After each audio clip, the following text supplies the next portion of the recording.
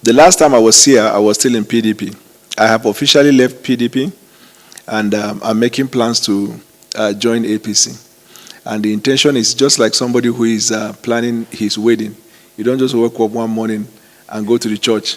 You have to do a committee of friends. You have to notify relatives and well-wishers so that they will be there to grace the occasion. So yes, I'm on my way to APC, and that is where I have always belonged. Remember, we've been in APC for 8 years, and I am sure that my efforts in APC and my support, since you are in the media, you all know, right from the days of President Bwala for 8 years. I left because of differences, but I'm back, and I think at this time it's not about party. It's about us coming together as a country to make sure that the country not only survives, that it's on a good trajectory. When that time for politics comes, those who are there will do. But I'm fully committed to President Bwala Tinubu, and in the coming days, I will do my official re-entry to APC. Today, to salute the President and to show solidarity for what the President is doing at this difficult time in addressing some of the concerns of the Nigerian people, especially those items or issues for which people are saying they want to go on a protest. And because if you see some of the issues they raise, they talk about hunger in the land, lack of transportation, they talk about the minimum wage for the workers in Nigeria, and Mr. President has taken good steps. He has agreed. Now it is a law, the minimum wage. We have seen the release of the truckloads of food to the Nigerian people, which is a start, because in the coming days, more are going to be done in that regard. The local government autonomy is the master stroke, because now it has taken governance to the locality, where the grassroots, where the Nigerian people are. We will see economic activities at the local level when resources are deployed for to take care of primary health care, for example, issues of education at the local level, even beefing up security vigilantes, because there are resources to do that. And he continues to engage on those items and issues that the Nigerian people are raising as issues of concern.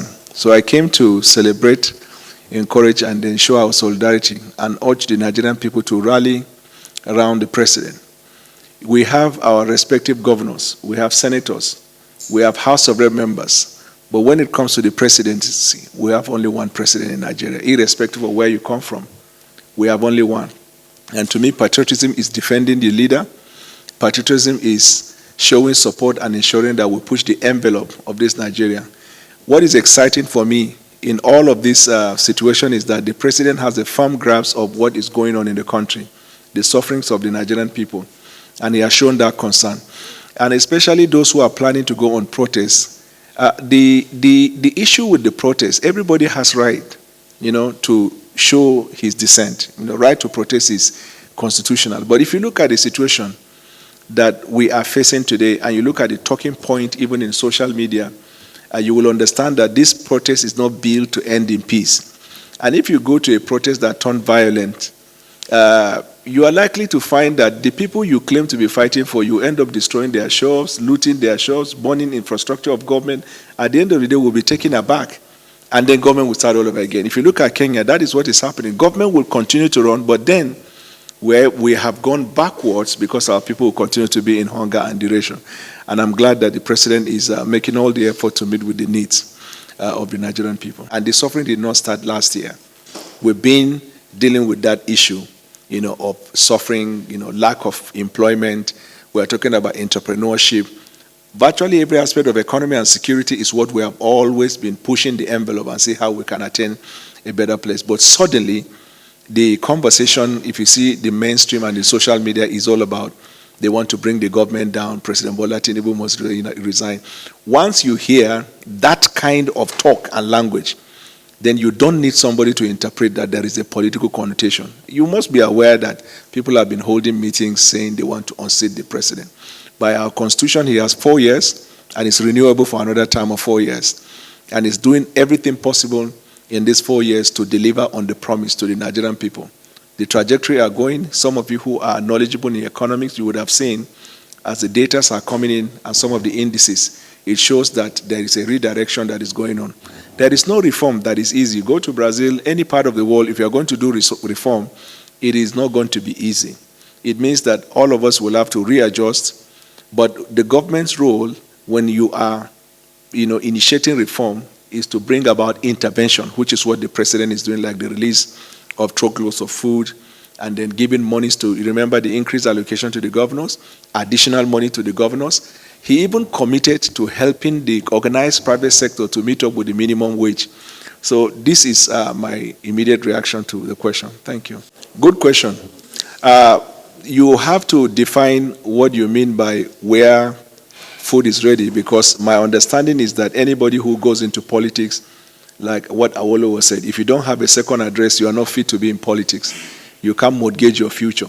You start by what you believe in. But freedom of association is constitutional.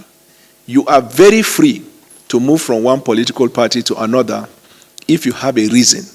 The Nigerian people are the ones that will see whether your reasons are genuine. In America, President Donald Trump, just 2 weeks ago, I think, selected his vice presidential candidate. You know what they brought up against him? That he was one of the leading people that said all sorts of things against Donald Trump. But Donald Trump saw the passion that if he could go this way to speak out of his conviction, if he's with me, he will speak based on that conviction for the good of the people. So in Africa, we tend to think as if political parties are religious organizations where if you are here, you can never be out. Even religious organizations, people change it. But the most important thing, even if you are within the same political party that you can be identified in, is your identity and what you believe in at every given time. Every opposition member will want to support any action of the people that will ridicule, denigrate, or show the governing party as not effective. So it is not surprising that he could say that. And again, like we said, protest is constitutional. Our only concern is if the protest will be peaceful, then no problem. But evidence is showing that this protest is building up to be violent. And we are all seated here. There is a way to which this protest will take a violent turn that you will not be here.